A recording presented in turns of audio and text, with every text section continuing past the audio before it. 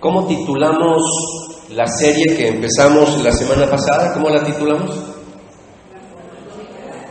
Transformando mi carácter. Transformando mi carácter. Eso lo comenzamos la semana pasada y estuvimos viendo que los cambios de carácter son muy difíciles en nuestra vida. Es de lo más difícil que hay.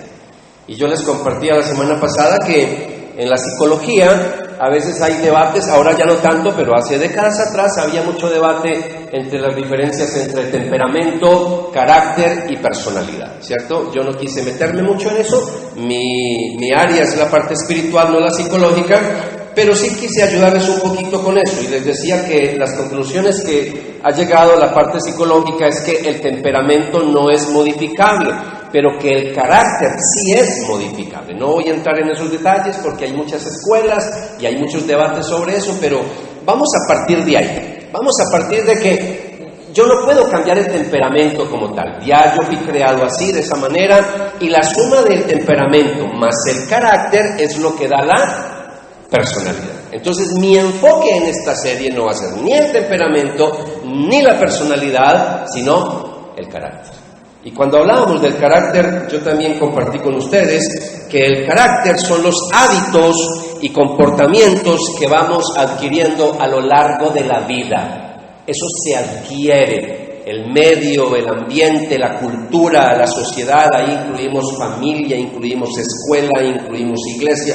Todo eso afecta a nuestra vida y a lo largo pues ahí vamos adquiriendo esos patrones de comportamiento, conductas, y eso es lo que llamamos carácter, ¿ok? Entonces no se vaya a confundir carácter con temperamento, que es otra cosa totalmente distinta. También dije la semana pasada, este es un resumencito para los que están hoy por primera vez. La semana pasada dijimos, ahora sí entrando en el mundo espiritual, que la meta de Dios, escuche, la meta de nuestro Padre Celestial es hacernos a nosotros parecidos a su Hijo Jesucristo. Esa es la meta de Dios. Y debe de ser nuestra meta por excelencia. Estamos empezando un año nuevo. Está fresco el año, 2 de febrero. Apenas está empezando el año. Así que nuestra meta espiritual este año es parecernos más a Jesucristo. Yo decía en forma de broma la semana pasada para los varones que para usted parecerse a Jesucristo no es dejarse crecer la barba, el cabello. No. Parecerse a Jesucristo tiene que ver con carácter. Es decir, los comportamientos de Jesús, cómo actuaba Jesús, cómo vivía Jesús. Eso es lo que yo tengo que hacer, imitar a Jesús. Y recordaba con ustedes el texto de Romanos, capítulo 8, versículo 29, si me acompaña en su Biblia. Romanos, capítulo 8, versículo 29, dice Pablo escribiéndole a la iglesia de Roma: pues Dios conoció a los suyos de antemano y los eligió para que llegaran a ser como su Hijo. Escuche eso. Y los eligió para que llegaran a ser como su Hijo, a fin de que su Hijo fuera el hijo mayor de muchos hermanos. En términos de familia espiritual, que el año pasado terminé con ustedes una serie de Somos una iglesia con propósito. Somos familia de Dios. En una familia somos hermanos, ¿cierto? Aunque aquí nos tratamos con el nombre, somos una comunidad que aquí nos llamamos Pedro, Juan, ¿cierto? No quiere decir que nos avergoncemos de decir hermana, fulana, no. Pero aquí no nos tratamos de esa manera, aquí nos tratamos con nombre personal, y usted me dice Renzo y yo me siento muy bien. Entonces, somos una familia espiritual, pero en una familia espiritual, en este texto, se nos está diciendo que Cristo es nuestro hermano mayor. Sé que nos cuesta un poquito ver a Jesús como el hermano mayor, porque lo vemos es como nuestro Rey, como nuestro Señor, como nuestro Salvador, y efectivamente Él es nuestro Dios. Pero también el texto bíblico, en términos de Trinidad, Él es el Hijo.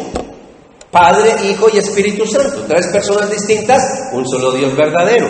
Y Él como Hijo, ¿cierto? Y en el texto que nos está diciendo que nuestro Padre nos escogió para que llegáramos a ser como su Hijo, a fin de que su Hijo fuera el hijo mayor de muchos hermanos, lo que nuestro Padre quiere es que nosotros nos parezcamos al Hijo mayor, que nos parezcamos a Jesucristo. También dije la semana pasada que la transformación de nuestro carácter a la semejanza de Jesucristo no es algo que se da así en un santiamén como decimos nosotros, es todo un proceso.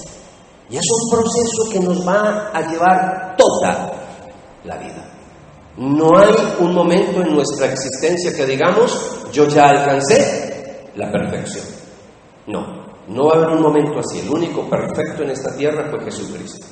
Pero nosotros estamos en un proceso de transformación. Y Dios, yo les dije la semana pasada, aún con todos nuestros defectos de carácter, Dios nos ama como somos. Así, con nuestros defectos, Dios nos ama. Si mucha gente nos ha rechazado, quizás por nuestras falencias y por nuestros comportamientos, nuestro Dios no nos ha rechazado. Nuestro Padre nos ama. Pero nos ama tanto que Él no nos va a dejar como estamos. Él va a luchar para que cambiemos y lo va a hacer de muchas formas, por muchos medios, principalmente lo va a hacer a través de su Espíritu Santo.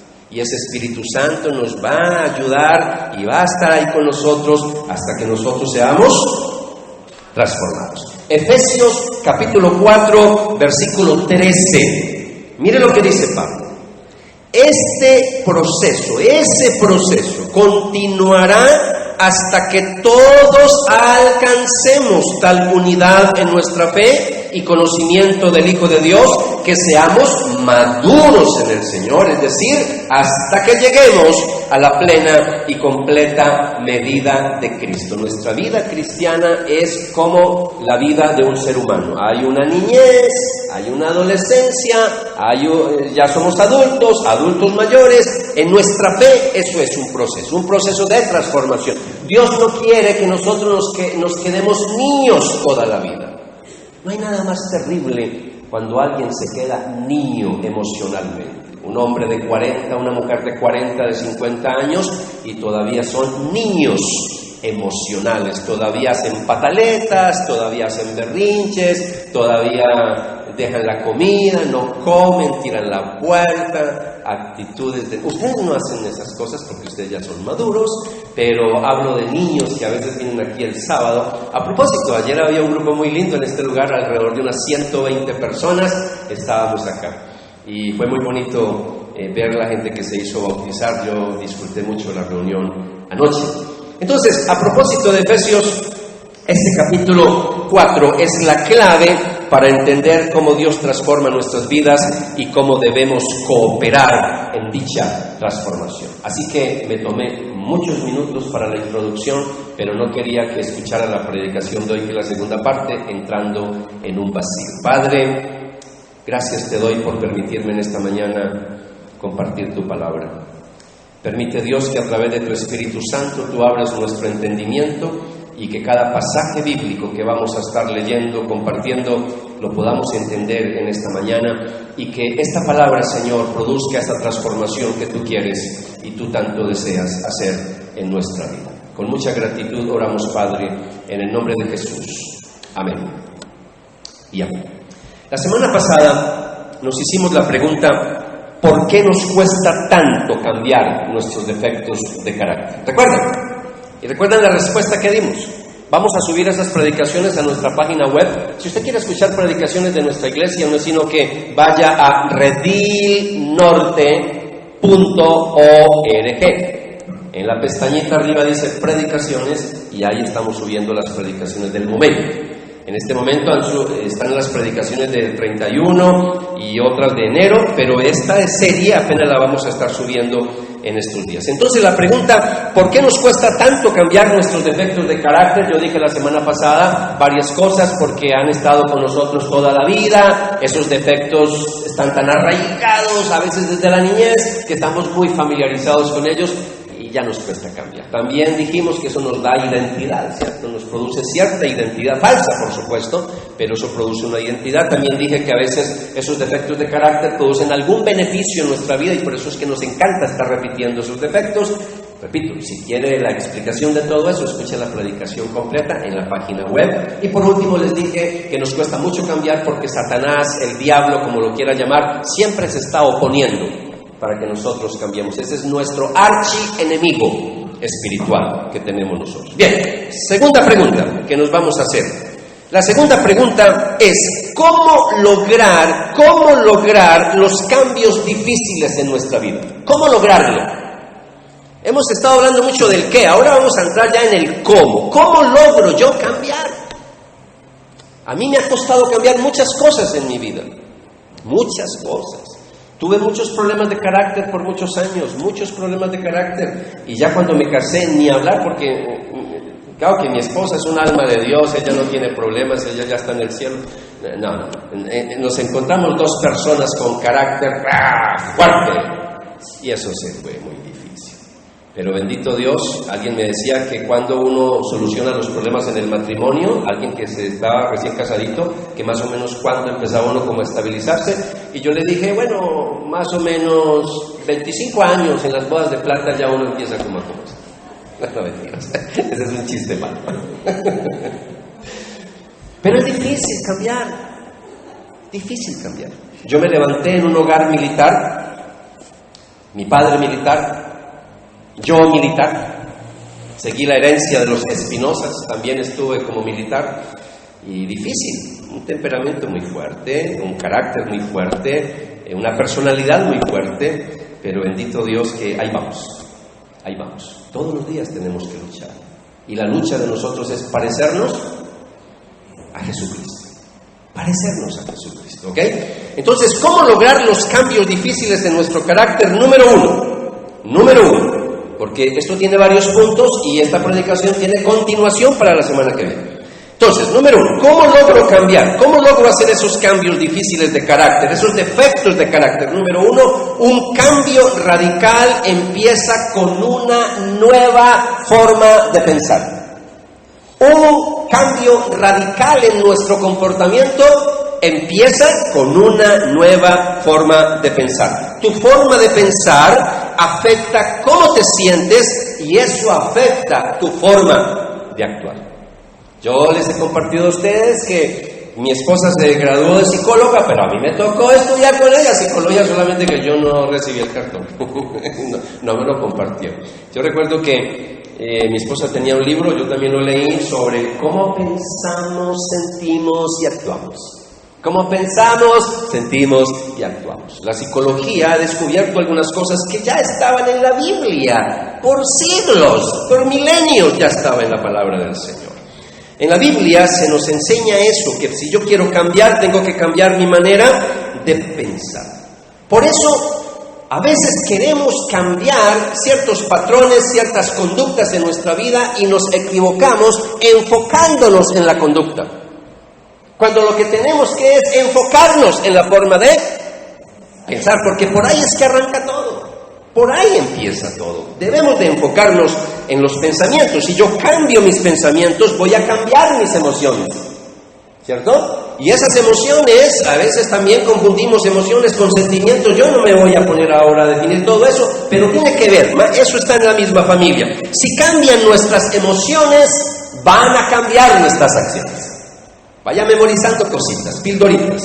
Entonces, si cambia mi manera de pensar, cambian mis emociones, y si cambian mis emociones, cambian mis acciones. Yo creo que algunos de ustedes me han escuchado varias veces, o han leído también, quizás, de que la verdadera batalla que los cristianos, que los hijos, que los discípulos de Jesucristo libramos, la verdadera batalla se libra en nuestra mente. Y en nuestra mente se pierde o se gana la batalla. Es en la mente, no es en nada más, es en la mente. Mire, vamos a empezar leyendo Efesios capítulo 4, versículo 22 y 23, y me acompaña, por favor.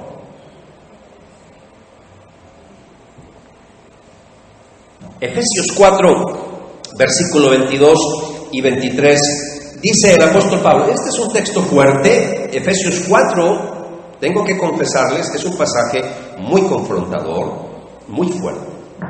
Dice Pablo: desháganse de su vieja naturaleza pecaminosa y de su antigua manera de vivir, que está corrompida por la sensualidad y el engaño. En cambio, dejen que el Espíritu les renueve los pensamientos y las actitudes. Pablo se está dirigiendo a una iglesia como nosotros, donde la mayoría de las personas no nacieron en el Evangelio. Las personas conocieron de Jesús ya siendo adultos. Y yo me identifico mucho con este pasaje porque yo conocí de Jesús a los 19 años. Y hasta los 19 tuve una vida muy desordenada, muy desordenada. Entonces yo entiendo cuando Pablo le dice a los efesios, dice, desháganse de su vieja naturaleza pecaminosa, de su antigua manera de vivir que está corrompida por la sensualidad y el engaño. En cambio, dejen que el Espíritu les renueve los pensamientos y las actitudes. Hay una versión, la Reina Valera contemporánea, que lo traduce de esta manera: renuévense en el espíritu de su mente. Renuévense en el espíritu de su mente. Todo empieza por nuestra mente. Ya le he dicho varias veces, esto es algo, cuando hablamos de cambios de carácter, cambios de comportamiento, de conducta, por supuesto que esto se logra primeramente es con el poder transformador de Dios. Créanme que hay cosas en nuestra vida que a veces luchamos y no sirve la fuerza de voluntad. Por supuesto que no estoy diciendo que no es importante la fuerza de voluntad. Claro, de eso voy a hablar hoy. Pero muchas veces no sirve solo la fuerza de voluntad. A veces necesitamos, a veces no, siempre necesitamos el poder transformador de Dios a través de su Espíritu. Hay cosas en mi vida que para mí fueron difíciles abandonar, pero cuando vino la gracia de Dios sobre mi vida y el poder transformador y el Espíritu Santo sobre mi vida, ya fue mucho más fácil abandonar ciertas cosas. Es por eso que necesitamos, lo decía anoche también, necesitamos llenarnos del Espíritu Santo, y estar llenos del Espíritu Santo es la única forma para desarrollar el carácter que Dios quiere que nosotros desarrollemos, es decir, que nos parezcamos a Jesucristo. La única forma es siendo llenos del Espíritu Santo. Y algunos de ustedes, ¿cómo así, Renzo? ¿Llenos? ¿Cómo así que lleno del Espíritu Santo? Eso no tiene tanta complicación. Ser lleno del Espíritu Santo es simplemente dejar que el Espíritu Santo tome control de todas las áreas de nuestra vida. Otra forma de decirlo es andar en el Espíritu, caminar en el Espíritu, es dejarme guiar por el Espíritu Santo. Y por eso no estamos solos en esta transformación. Si va a depender de sus fuerzas, por favor, si yo voy a depender de mis fuerzas para cambiar, ya en este momento ya estaría totalmente fracasado. Yo dependo del poder transformador de Dios. Y miren lo que dice Gálatas, capítulo 5. Voy a leerles un pasaje donde le está diciendo algo parecido a los Efesios, pero nos va a hablar de lo que es el carácter de Dios en nuestra vida. Y ese carácter de Dios se manifiesta en nuestra vida cuando somos llenos del Espíritu Santo. Y el Espíritu Santo en nuestra vida produce 9 manifestaciones del carácter de Jesús. Porque Dios quiere que nos parezcamos a Jesús. Entonces, como Dios quiere que nos parezcamos a Jesús, nos da de su Espíritu Santo. Y al darnos de su Espíritu Santo ya tenemos la capacidad y la habilidad para parecernos al Señor. Parecernos. Ser semejantes a, parecidos a. Gálatas 5, 19 al 23. Cuando ustedes, otro pasaje muy confrontador, cuando ustedes siguen los deseos de la naturaleza pecaminosa, los resultados son más que claros. Le está hablando Pablo a los Gálatas, le está hablando a una iglesia cristiana, le está hablando a discípulos que también tienen problemas en su carácter, como usted y como yo, seres humanos, que luchamos con el pecado. Entonces Pablo les dice, otra vez, cuando ustedes siguen los deseos de la naturaleza pecaminosa, los resultados son más que claros. Miren los resultados: inmoralidad sexual, impureza, pasiones sensuales, idolatría, hechicería, hostilidad, peleas, celos, arrebatos de furia, ambición egoísta, discordias, divisiones, envidia, borracheras, fiestas desenfrenadas y otros pecados parecidos. Bueno, esta lista nadie clasifica aquí, esto era para los del sábado en la noche, porque este auditorio que yo tengo el domingo es muy especial, son cristianos muy maduros que ya superaron todas estas cosas. Mire a la persona que está al lado suyo y mire cómo irradia santidad en su vida, mírelo, solamente mírelo, impresionante, ¿cierto? Mire, yo miro por acá también. Y si usted me mira a mí, no, ni hablar, perdió el año. Si yo miro este pasaje, no me puedo quedar ahí. No, tengo que avanzar. Mire lo que dice otra vez. Es muy parecido a lo que le escribió a los Efesios. En cambio, ahora viene el contraste. En cambio, versículo 22, la clase de fruto que el Espíritu Santo produce en nuestra vida es amor, alegría, paz, paciencia, gentileza, bondad, fidelidad, humildad y control propio. Esas 9 manifestaciones del Espíritu Santo es lo que nos ayuda a contrarrestar las obras de la carne. Y las obras de la carne, es decir, de nuestra naturaleza pecaminosa, es decir, nuestros problemas de carácter. Otra vez, usted solito es imposible hacerlo, necesita del Espíritu Santo, necesita ser lleno del Espíritu Santo. Yo me lo aprendí hace más de 30 años que conozco, que estoy en los caminos del Señor. Me lo aprendí en una Biblia antigua, hablando del fruto del Espíritu Santo: amor, gozo, paz, paciencia, benignidad, bondad, fe, mansedumbre, templanza. Y yo he sabido que eso en mi vida lo necesito a diario para poder contrarrestar precisamente los problemas de carácter. Ahora, ese fruto no es solo agregarlo a nuestra vida, escuche esto, sino que a nosotros nos corresponde hacer algo. Dios hace su obra, pero a mí me corresponde hacer la otra. Esto es un binomio. Esto es un binomio. Estamos hablando, Dios hace su parte, pero yo tengo que hacer la mía. Él viene con su poder transformador a través del Espíritu Santo, pero a mí me toca renunciar, dejar de pensar como el mundo lo hace. Yo no puedo pensar como piensa esta cultura, yo no puedo pensar como piensa esta sociedad, porque si lo hago así, voy a perder el ánimo. Pablo sigue con su argumento en Efesios, en el capítulo 4, versículo 17 al 19.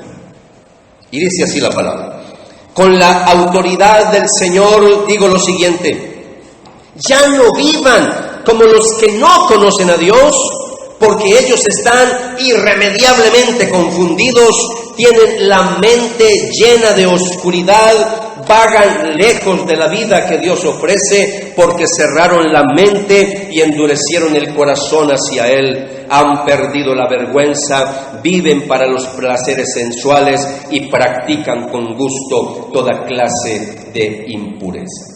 Aquí lo que Pablo está diciendo y está haciendo es un llamado a vivir una nueva moralidad, una nueva moralidad. Recuerden que la semana pasada yo les definí a ustedes que el carácter es el comportamiento moral de una persona en relación a su patrón de conducta. Mi enfoque es espiritual, no psicológico.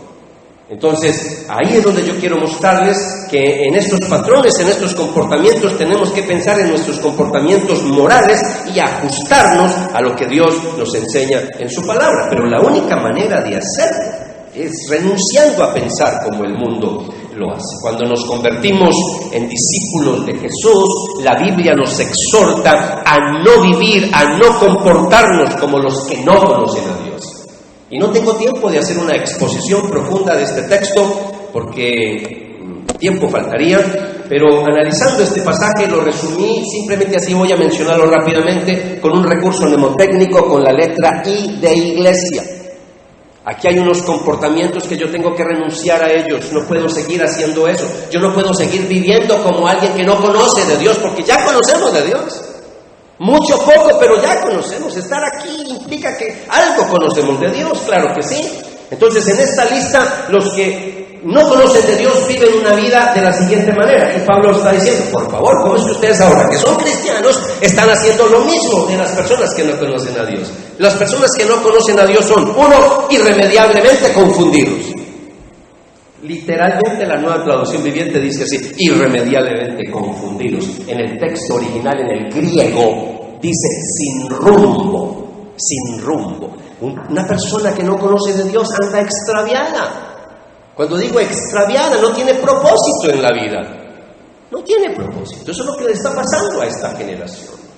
La mayoría, no todos, pero la gran mayoría están perdiendo el rumbo. No hay propósito de vida, no hay propósito. Entonces, no solamente están irremediablemente confundidos, sino que también tienen incapacidad para entender verdades espirituales, porque su mente está, dice Pablo, cerrada, ¿cierto? Es más, en el griego, a mí me encanta estudiar esto, en el griego es la idea de un ojo ciego, de un ojo que no ve, que no tiene visión o que está nublado. Eso es. Entonces, incapaz de entender, no puede ver las cosas espirituales, está ciego para el mundo espiritual. 3, dice Pablo, el que no conoce de Dios es ignorante de las verdades de Dios. Ignorante es el desconocimiento de. Y también dice en esta lista que son insensibles. Una persona insensible en la Biblia es una persona que tiene cauterizada la conciencia. Tener cauterizada la conciencia es cuando uno le falla a Dios, cuando uno comete pecados y ya no siente nada. Cuando uno está bien con Dios y le fallamos, uno se avergüenza, uno le da pena, hasta cree que Dios como que lo está mirando a uno y uno ni lo mira. Ay, Señor, perdóname, porque se siente mal. Pero el que no conoce a Dios no se siente mal, porque no hay temor de Dios en su vida, entonces es insensible y además de eso Pablo dice que son impúdicos. Yo que soy de Shakira para atrás manejo el término, los más jovencitos no manejan ese término. Una persona impúdica es que perdió todo el pudor, perdió la vergüenza. Si lo que se lo estoy regalando con la I para que se lo aprendan. Impúdico, pierden la vergüenza. Y por último, hay 2 cosas más de una persona que no conoce a Dios, que es la exhortación de Pablo. ¿Cómo es que ustedes, siendo cristianos, se están comportando como no cristianos? Una persona que no conoce a Dios también es inmoral. Son inmorales, se abandonan a todo libertinaje sexual. Eso es lo que está diciendo Pablo acá. Y por último dice, insaciables. Nada los sacia. Prueban con esto, con aquello, con lo otro. Eso es como el drogadicto que empieza y ya una cosa y después la otra y cada vez drogas más fuertes. Insaciables, ya nada los sacia. Eso es lo que estamos hablando aquí en términos de pecado. Y ahora Pablo exhorta a los efesios a no comportarnos de esa manera. Y en el versículo 20 y versículo 21 de Efesios 4, acompáñeme por favor para que siga este razonamiento. Dice: por eso, dice Pablo, eso no es lo que ustedes aprendieron acerca de Cristo. Es como un papá que está como regañando con amor a sus discípulos, pero con amor. Pablo lo hacía con amor. ¿Cómo es posible? Y casi que me parece estar escuchando, ¿cómo es posible, hijitos, que ustedes se estén manejando de esa manera? ¿Ah? Ustedes no aprendieron acerca de Cristo eso, ya que han oído sobre Jesús y han conocido la verdad que procede de Él. Desháganse de su vieja naturaleza pecaminosa y de su antigua manera de vivir, que está corrompida por la sensualidad y el engaño. Entonces Pablo les dice a los cristianos de Éfeso que ese comportamiento no lo aprendieron de Cristo, que eso no fue lo que se les enseñó. Así que la mención de esto sugiere que en las iglesias que recibieron esta carta se había introducido ciertas nociones.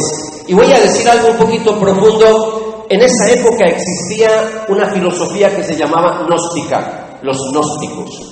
Los gnósticos de esa época son muy diferentes a los gnósticos del día de hoy, aunque tienen algo que ver, pero muy diferente. El gnosticismo del primer siglo de nuestra era enseñaba que uno podía hacer lo que quisiera con este cuerpo, porque el cuerpo era malo, era materia, que lo que interesaba era el espíritu. Entonces, lo que yo hiciera con el cuerpo no tendría ningún problema. Entonces, claro, esa enseñanza para el que no quería obedecer los mandamientos de Dios, muy bonito, muy rico, ¿cierto? Hacer lo que uno quiera. Y la gente creía eso, ¿no? Entonces, Pablo está combatiendo también una filosofía gnóstica. Venga, ¿cómo así? No, señor. Lo que hagamos con nuestro cuerpo tiene relación con nuestro espíritu. Lo que hagamos con nuestro cuerpo tiene relación directa con mi relación con Dios. Y eso es lo que Pablo está diciendo, por eso dice, desháganse de su vieja naturaleza, desháganse. Esto es parecido a lo que Pablo le dijo a los romanos. Repito otra vez, iglesia, si yo quiero cambiar mi manera de comportarme, mis conductas, mis defectos de carácter, tengo que cambiar primero mi forma de pensar. Ese es el punto en el que estamos. Romanos capítulo 12, versículo 1 y 2. Pablo dice una verdad a otra iglesia, pero es lo que Pablo le enseñaba a todas las iglesias. Por lo tanto, amados hermanos, les ruego que entreguen su cuerpo, él no está hablando del espíritu.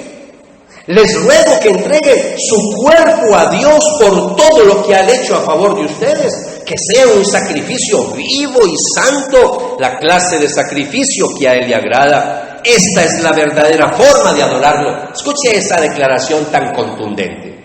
Si usted quiere saber cuál es la verdadera forma de adorar a Dios, es entregándole su vida a Dios en obediencia, en santidad, en consagración. Esa es la mejor forma. Aquí no estamos hablando de religión. Es que este no es un asunto de cambiarnos de religión.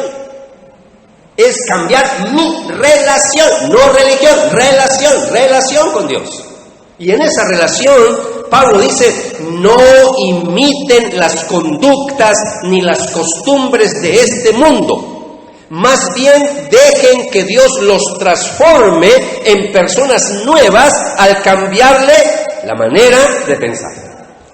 Una verdad escrita en el primer siglo, que los psicólogos lo descubrieron hace poco.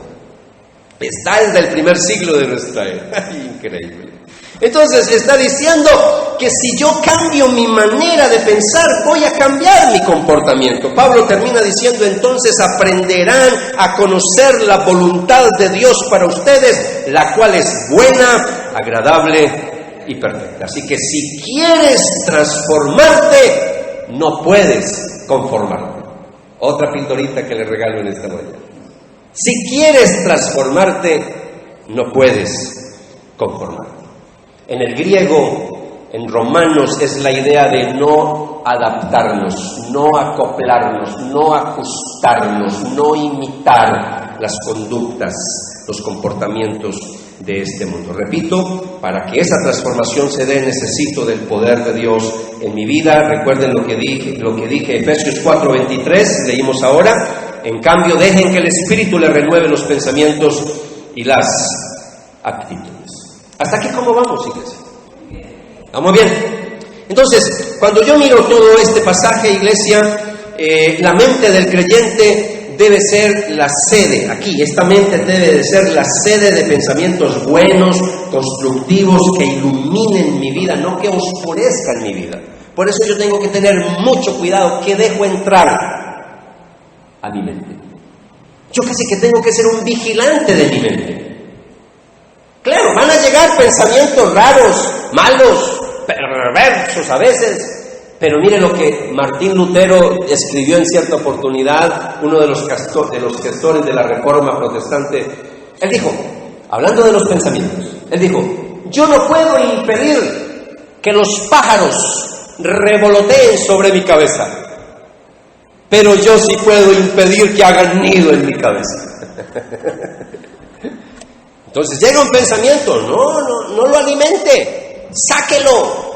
Él va a llegar, claro, vamos a estar bombardeados en nuestros pensamientos, pero yo tengo que sacudir, por eso tengo que renovar mi mente, dejar que el Espíritu Santo renueve mi mente y así el poder transformador de Dios va a cambiar mi vida. Ahora, la pregunta para finalizar ahora, ¿cómo es que el Espíritu Santo transforma mi mente? Cada pregunta me lleva a otra pregunta. Aquí estamos en una cadena de preguntas y esto nos lleva a nuestro segundo punto en esta mañana y este es el último punto. Porque si le digo que este es el 2 de 6, algunos se asustan. No, este es el 2 y el último y este es más cortico. Entonces, un cambio radical. Primero, ¿qué dije? Un cambio radical exige ¿qué? ¿Qué dije? ¿Cuál es el primer punto? Una nueva forma de pensar. Segundo punto, un cambio radical exige el aprendizaje de la verdad. El aprendizaje de la verdad. Antes de Jesús ser arrestado, cuando estuvo aquí en la tierra, Él hizo una oración a su Padre Celestial. Y la oración es hermosísima, usted la puede buscar en su casita, Juan 17, todo el capítulo, pero yo solamente voy a leer un versículo.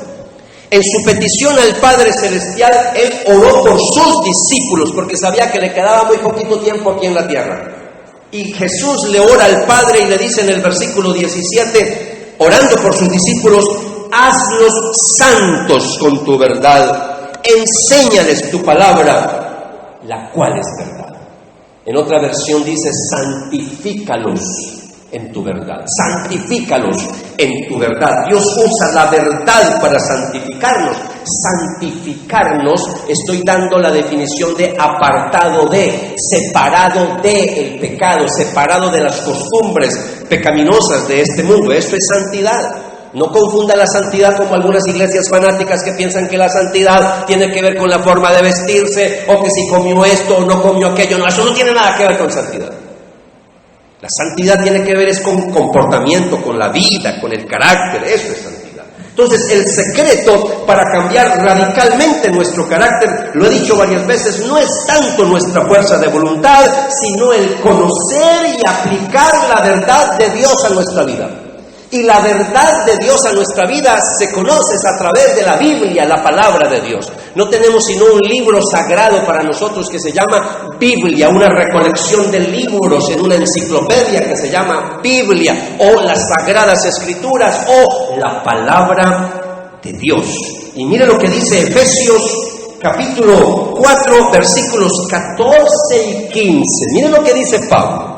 Entonces, si estamos con esa verdad, ya no seremos inmaduros como los niños, no seremos arrastrados de un lado a otro, ni empujados por cualquier corriente de nuevas enseñanzas. No nos dejaremos llevar por personas que intenten engañarnos con mentiras tan hábiles que parezcan la verdad. Estamos hablando aquí de que tenemos que tener cuidado de los falsos maestros, de los falsos profetas. Versículo 15. En cambio, hablaremos la verdad con amor y así creceremos en todo sentido hasta parecernos más y más a Cristo, quien es la cabeza de su cuerpo, que es la iglesia. Una de las cosas que también enseñamos en nuestra iglesia es que detrás de cada comportamiento o conducta autodestructiva en nuestra vida hay una mentira que nos hemos creído. Hay una mentira que nos hemos creído. Detrás de cada pecado hay una mentira que estoy creyendo, y puede ser una mentira de mí mismo, puede ser una mentira sobre Dios, puede ser una mentira sobre mi pasado, puede ser una mentira sobre otros que yo estoy creyendo.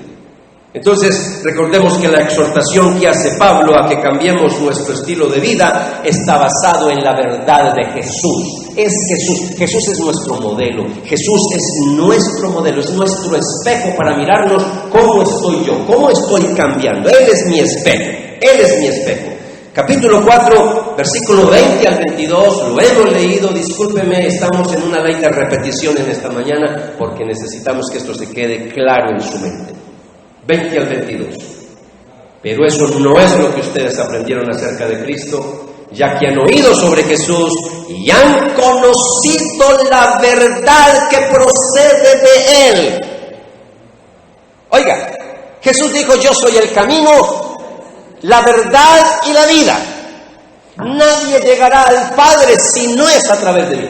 Él es la verdad. Si yo quiero que mi vida sea transformada, tengo que adoptar y adaptar esa verdad a mi vida, adoptarla para mí. Parecerme a Jesús, vivir como Jesús. Y sigue diciendo Pablo: desháganse entonces de su vieja naturaleza pecaminosa. Ya hemos hablado de eso. Entonces, note que el versículo 21, entre más conozcamos a Jesús, más verdad vamos a tener en nuestra vida. Y la verdad sobre Dios está en la Biblia. Por eso la llamamos palabra de Dios. Independientemente como digamos cuando leemos la Biblia, las iglesias utilizan formas distintas. Algunos dicen: es palabra de Dios, y contestamos: te alabamos, Señor. Otros dicen que el Señor añada bendición a su palabra, y la gente dice amén. Otros dicen: y el pueblo de Dios dice, y la gente dice amén. No importa, pero estamos reconociendo que lo que estoy leyendo es palabra de Dios, y es lo único que transforma mi vida, no hay nada más.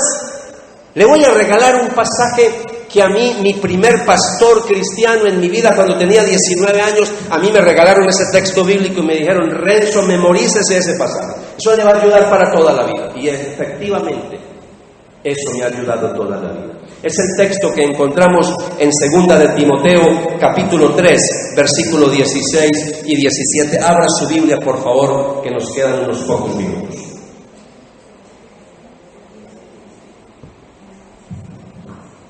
Segunda de Timoteo, capítulo 3, versículo 16 y 17, le dice Pablo a un pupilo que está preparando, a un joven pastor que va a ser su reemplazo, porque él está en la cárcel.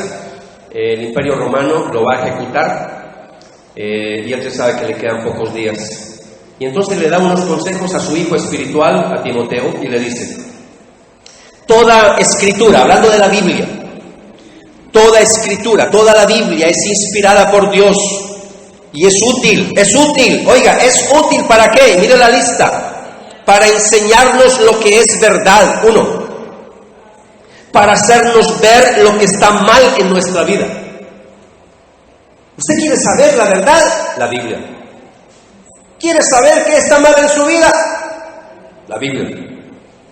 Para hacernos ver lo que está mal en nuestra vida. 3, nos corrige cuando estamos equivocados. 4, ¿qué más? Y nos enseña a hacer lo correcto. 4 cosas puntuales que hace la Biblia en nuestra vida. Dios la usa, dice Pablo, para preparar y capacitar a su pueblo para que haga toda buena obra. Si quiero hacer cambios radicales en mi vida, debo cambiar mi forma de pensar, dejando que el Espíritu Santo transforme mi manera de ¿qué? De pensar, y eso lo logramos confiando en la Biblia como palabra de Dios. Por eso a la iglesia, nosotros somos una iglesia bautista, y a la iglesia bautista hace siglos atrás, porque somos una iglesia de muchos siglos, en siglos atrás se le conocía a la iglesia bautista como la iglesia del libro. Increíble. La iglesia del libro. Porque toda la gente llevaba Biblia a su iglesia, la iglesia del libro. Hoy en día ya la gente casi no trae Biblia. La vida ha cambiado, ya ahorita la gente trae su Biblia en sus dispositivos móviles, no hay ningún problema. Yo también uso tecnología, no hay problema con eso. Pero lo importante es leer la palabra, estudiar la palabra. No importa cómo lo haga, no importa cómo lo haga. No nos vamos a quedar en la era del siglo pasado que tiene que ser papel que traiga la iglesia. No, ya la vida cambió. La vida cambió. A modo de aplicación, yo le voy a decir algo. Y se lo voy a decir con mucho amor y ni siquiera le voy a mirar porque alguien dirá, me está diciendo a mí. No, a todos.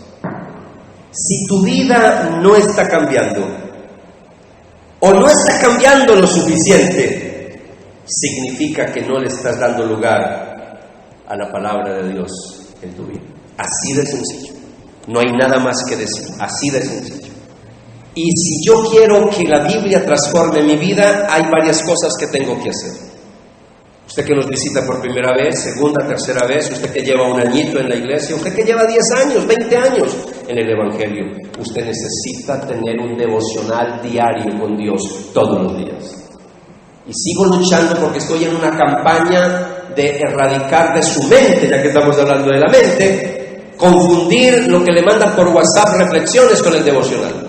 Eso no es un devocional, esa es una reflexión que le mandaron. Un devocional es usted sentarse con Dios, apartar un tiempo para Dios, 10 minutos, 15 minutos.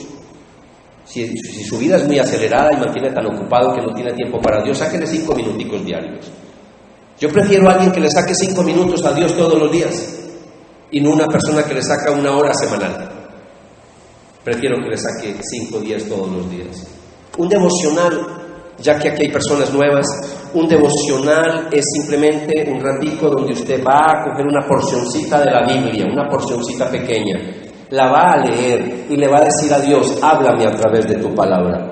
Y le va a hacer preguntas. ¿Qué dice este pasaje? Señor, aquí hay algún mandamiento para mí, hay alguna promesa para mí, aquí hay alguna actitud que yo debo de cambiar, hay algún ejemplo que yo debo de seguir, hay algún pecado que debo de confesar, hay alguna verdad que debo de apropiarme, ¿cierto? Ahora, le damos el pastelito. ¿Sabe cómo puede hacer un devocional si no sabe cómo hacerlo? Vaya a nuestra página web, redilnorte.org. En la parte de arriba dice blog. Le da clic donde dice blog, se le despliegan unas pestañas, devocionales. Simplemente dele clic al devocional y todos los días tiene su devocional en línea. Y aparece el texto bíblico, hay canciones, está Coquito, está Nacho Lee. Le dice, ahora hágase esta pregunta, ahora escuche esta canción, ahora tenga un tiempito para orar. Todo así, Coquito. Si no tiene sino 10 minuticos, ahí está. Yo tengo 1 hora. 1 hora le da para hacer ese devocional. Pero también le hago una pregunta. ¿Cómo está de lectura bíblica? Están los índices de lectura cada vez menores, porque las redes sociales y esta tecnología nos está matando y ya la gente dejó de leer, ya está leyendo muy poco. Los índices de lectura están cayendo cada vez más en el mundo. Entonces les quiero animar, no pierdan el hábito de la lectura, sobre todo de la Biblia. Todos los días, también en nuestra página web encuentra el recurso. También se va a blog y en la parte debajo de devocionales dice discipulado. Le da clic en discipulado y busque la pestañita que dice 365 y tiene la lectura para todos los 365 días del año. Día 1, día 2, día 3, leyéndose 3 o 2 capítulos diarios, se lee la Biblia completa en un año. ¿Y qué necesita para hacer? ¿Sabe qué lo hago yo? Le puse el pastelito porque yo hago esos recursitos, esos recursos los pongo en la página y se los puse en audio. Si no le gusta leer, entonces dele clic al audio. ¿Sabe qué estoy haciendo yo? Como toda la vida yo la he leído todos los años, este año la estoy escuchando. Entonces yo lo que hago es que me pongo mis audífonos, el día 1, y ahí están los 3 capítulos. ¿Y eso qué demora? Eso no demora nada, 12 minuticos, he contado a veces 10 minuticos, cuando son muy largos, 15 minuticos. Y con eso me leo la Biblia todo el año. Le hago otra pregunta. ¿Cómo anda de memorización de la Biblia? Y alguien dirá, Renzo, por Dios, ni la leo ahora para memorizar. Pero bueno, todo tiene un comienzo, ¿cierto? Empezamos leyendo, empezamos escuchando y después el otro ejercicio es memorizar. ¿Y sabe por qué es clave memorizar las Escrituras? Porque en algún momento, en un mal comportamiento, en una actitud, a veces estoy de pronto desubicado y ahí es donde el Espíritu Santo que transforma nuestra manera de pensar viene y trae a nuestra mente la palabra de Dios. Pero ¿cómo va a traer a la mente la palabra de Dios el Espíritu Santo, una palabra que yo no he leído, ni he escuchado, ni he memorizado? Él solamente trae a nuestra mente lo que escuché, lo que leí o lo que memoricé. Qué bueno que se ponga como hábito memorizar como mínimo un versículo semanalmente. Yo he luchado y he tenido predicaciones sobre memorización en esta iglesia.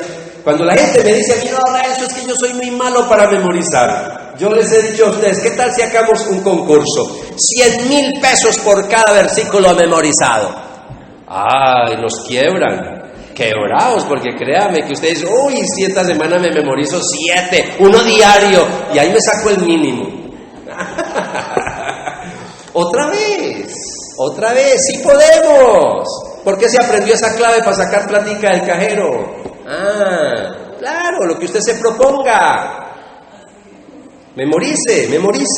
Lo más importante, y con esto termino, no nos ganamos nada con leer la Biblia, no nos ganamos nada con hacer los devocionales todos los días, no nos ganamos nada con memorizar la Biblia, si no obedecemos la Biblia. Lo más importante es obedecer la palabra del Señor. Padre, en esta mañana estamos agradecidos contigo que nos has permitido escuchar con reverencia las Sagradas Escrituras. Señor, gracias por este tema desafiante para nosotros, un tema confrontador para nuestra vida, cómo transformar nuestro carácter.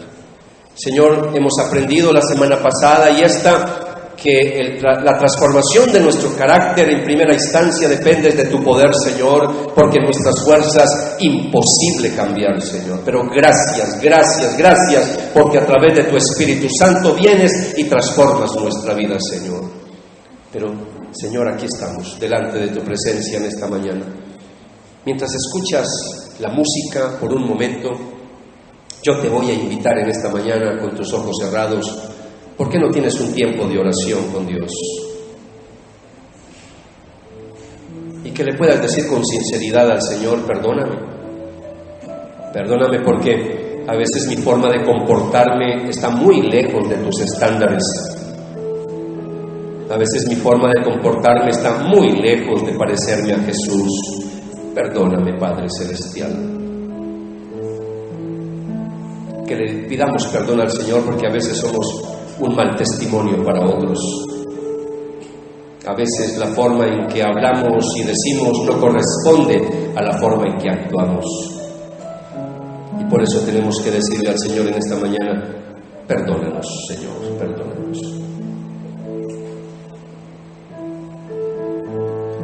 ese problema de carácter, esa conducta que te ha sido difícil cambiar, ese vicio, ese mal hábito. En esta mañana dígale al Señor con todo tu corazón, dígale: Señor, yo quiero cambiar, pero en mis fuerzas lo he intentado, Señor, y he fallado, he fracasado. Ayúdame, Señor, a través de tu Espíritu Santo. Dame de tu gracia, Señor, de tu poder transformador. Dame, Señor, de tu poder. Dame las fuerzas para cambiar. Pero, Señor, en esta mañana, dígale en tus propias palabras, dígale: yo también voy a poner de mi parte. Esto es un binomio. Voy a cooperar. Me voy a disponer. Voy a adquirir la disciplina. Ayúdame, Señor, todos los días a tener un tiempo sagrado para ti, mi devocional diario. Un tiempo de lectura, de estudio, de oración todos los días. 10, 15 minutos. Pero también ayúdame a tener el hábito de sacar unos 10, 15 minutos también todos los días para escuchar o leer la Biblia. Todos los días. Ayúdame también a tener el hábito de memorizar textos de las Sagradas Escrituras. Pero lo más importante, Señor, ayúdame a obedecer tu palabra. Que yo sea un oidor, pero también hacedor de tu palabra. Amigo, amiga, si nos visitas por primera vez en esta mañana o estás escuchando esta predicación, primera vez que escuchas la palabra, o quizás las has escuchado pero no has tomado una decisión todavía por Jesús, en esta mañana te invito para que le digas a Jesús: Señor, ayúdame. Pablo decía en alguna oportunidad a otra iglesia, de modo que si alguno está unido a Jesucristo, es una nueva persona, las cosas antiguas pasaron, he aquí todas son hechas nuevas. Jesús, cuando vino a la tierra, dijo: yo he venido para que tengan vida y para que la tengan en abundancia. Entréguele la vida a Jesús. Dígale: Jesús, perdona todos mis pecados pasados. A partir de hoy, haz de mí la persona que tú quieres que yo sea. Hoy te acepto y te recibo como mi único y suficiente Salvador, como el Señor de mi vida. Dígale a Jesús en esta mañana: anota mi nombre en el libro de la vida y dame de tu Espíritu Santo. Dame de tu Espíritu Santo.